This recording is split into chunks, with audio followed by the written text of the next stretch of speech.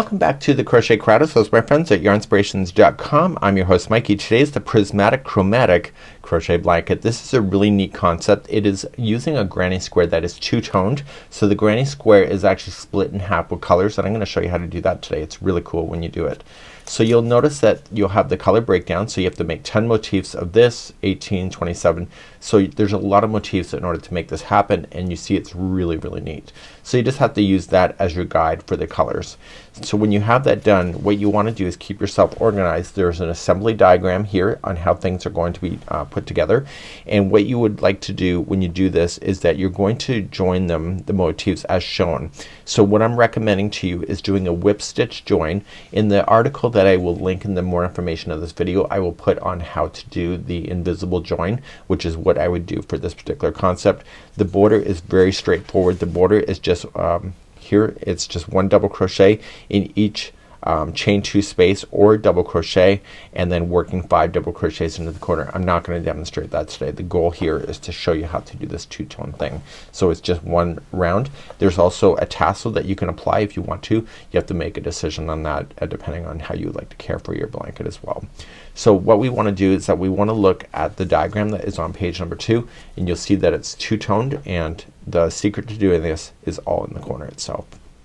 So here in the crochet diagram, what we need to do is that you're gonna see that the arrows are going back and forth. This is the direction of the work, and so the one color stays on one side and the other color stays on the other. So all of these are made up of two-tone grannies that are into this. It depends on what color is on which side, and you can determine that literally how this is turned. So you can turn your squares. So if you would like a different configuration on how things are gonna go, have some fun with it. Life is short.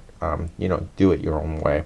So let's begin. We're gonna start off in the very beginning here, and we're gonna get ourselves ready, and let's begin our journey of making a two-tone granny square.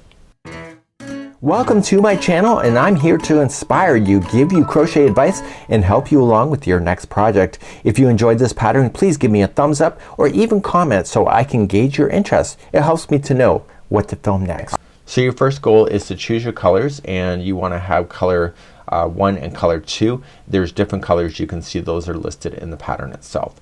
So just choose whatever one that you would like to start with, and I'll just go with the gold. Why not, right? And let's begin our story with the gold. So let's begin by creating a slip knot, and we are going to chain a total of 3.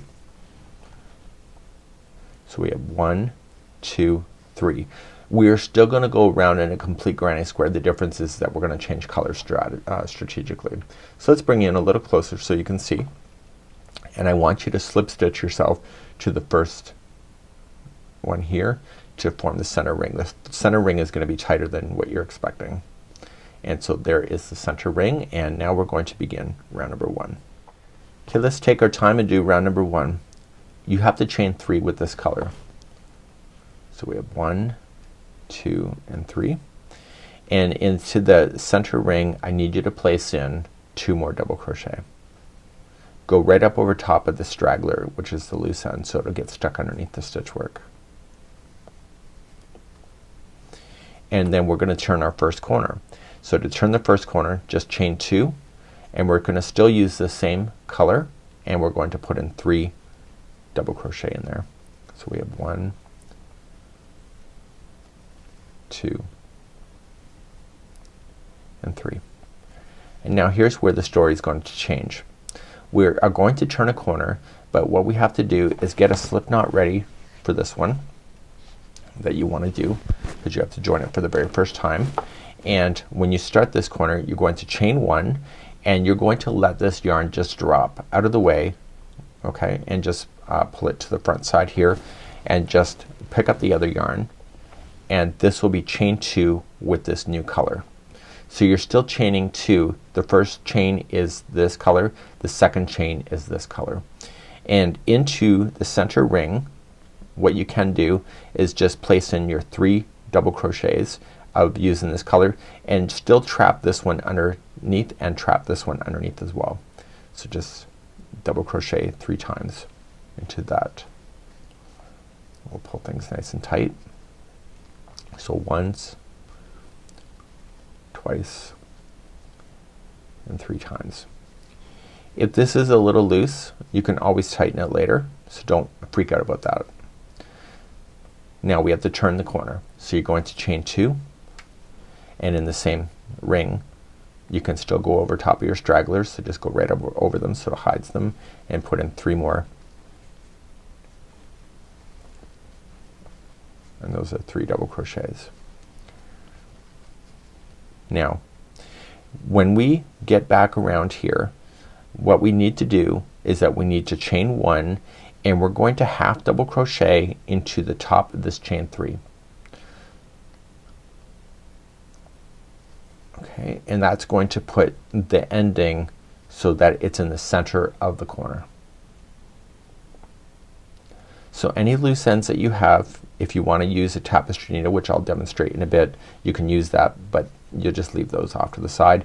And at this point we need to turn the project completely around and go back in the same direction of this color so that we can pick up the gold when we get it back around. So you're now looking at the back of it, and this is going to start you with round number 2. So round number 2 has you using this color, and all you just need to do is chain 3. So 1, 2 and 3, and in the same corner I need you to put 1 more double crochet in. So your corners will always be 2 double crochet, chain 2, 2 double crochet, and it depends on which corner that you do in order to keep the colors consistent. Now you have 3 double crochets that you see here, so each one of those will be a double crochet each. When you turn around on granny squares like this, it makes the granny square look slightly different than what you're used to, which is pretty nice. So we are still using the same colors, so then you'll do your corner with what you know. So it's 2 double crochet, chain 2 and 2 double crochet, so you can turn.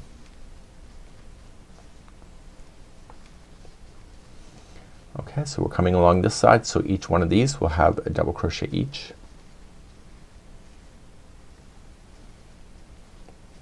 And then we're gonna get to our corner. So you're going to start your corner. You're always gonna see this attachment here. So if you think that's wrong, that's not wrong. So you're just going to put in 2 double crochet to start. So you'll always see it peeking a little bit. Then you're just gonna chain 1 only and let this drop towards the front side and pick up this yarn here, and you chain the second time with this color so it's ready. And what you want to do in the same corner, you want to finish this corner, so it's going to be 2 double crochet. Make sure that when you did that, that all slack is taken out of it so that you don't have any loose strands. Okay, so now you've just officially turned, and I want to then continue along the sides as I know it. So it's gonna be 1 double crochet in the next 3, and then we turn the corner. So it's a solid corner on this color, so it's gonna be 2 double crochet, chain 2, 2 double crochet.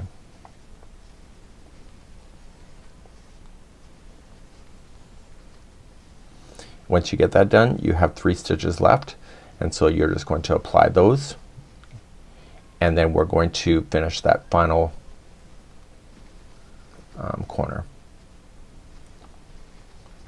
So you're gonna go into this, and this is your corner, so it's gonna be 2 double crochet. You're always gonna see this peeking a little bit, so don't worry about that. So to finish this one here, we're going to chain 1, and then we half double crochet to the top of the chain 3, and that will conclude round number 2. And you can always tell when you have to turn around and go back in the opposite direction when you start the next one, because the blue is ready to go on this corner, so therefore it's not ready. So then you're just gonna turn your work and then begin row number 3.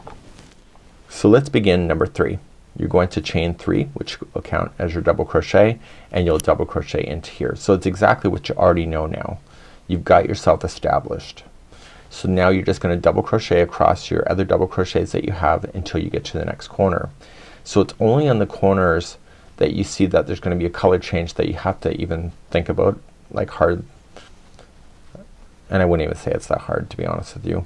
It's just a matter, it's the only time you really have to think about it. So if it's a solid side, you just continue across. Your corners will be 2 double crochet, chain 2, 2 double crochet.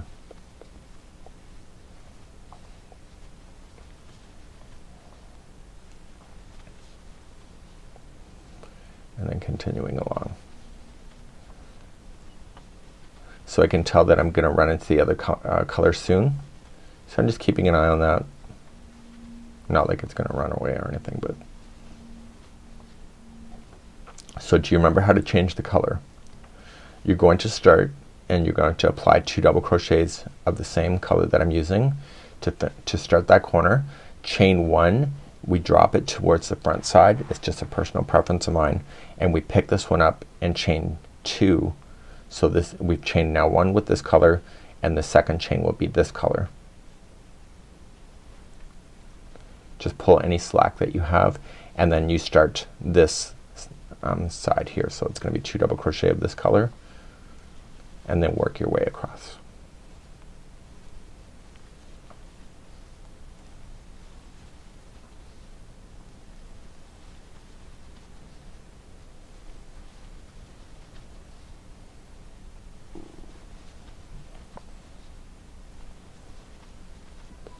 So what are your corners going to be? It's going to be 2 double crochet, chain 2, 2 double crochet. You can probably hear my cat meowing to get into the studio this morning.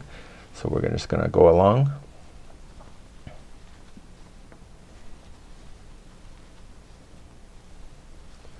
So when you finish a round, you just gotta remember that you just gotta turn around and go back in the opposite direction. And we just have one more round to do before we're finished this concept. Okay, so don't forget this first one. That's also a stitch. And so then you come into the corner.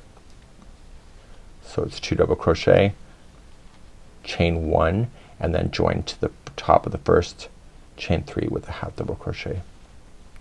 And then we turn around and we begin the 4th round, which will be the final color. To begin round number 4, you're just gonna chain up 3. It's your first double, and then you'll double crochet into the same corner space.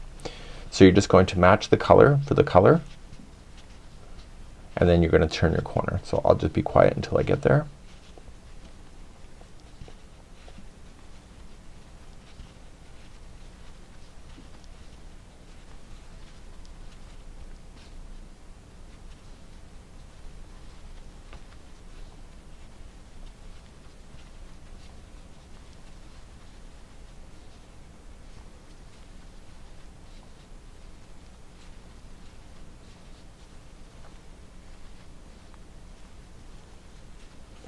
So don't forget your corners are 2 double crochet, chain 2, 2 double crochet to turn.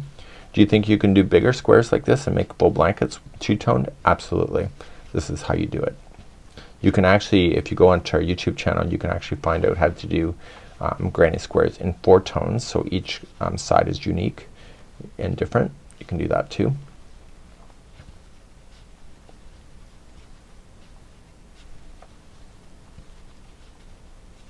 And so if each 4 sides can be different, that means that you can do granny squares where 3 sides are one color and 1 side's on its own as well. You can do that.